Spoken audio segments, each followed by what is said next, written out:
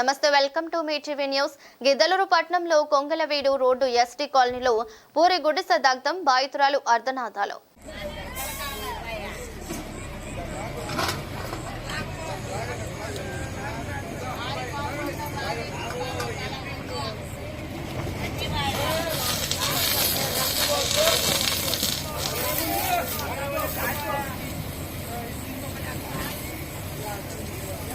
కాలిపోయింది, గుర్ష కాలిపోయింది అన్న, ఘోరం అయిపోయింది. చూసుకోలేదు నేను.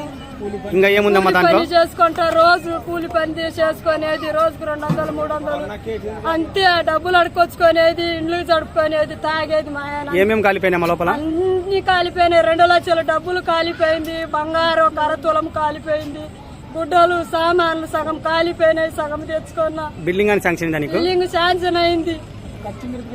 కట్టుకోనికి 2 లక్షలు అప్పు తెచ్చుకొని దాంట్లో పెట్టుకున్న, కట్టుకుందామని కాలిపోయింది. ఇళ్ళల్లో కాలిపోయింది, డబ్బులు కాలిపోయినాయి, నా పిల్లలు చూసేటోళ్ళు ఎవరు లేరు. 5 మంది పిల్లలు, నాకు మగ పిల్లలు 2 3 ఆడపిల్లలు.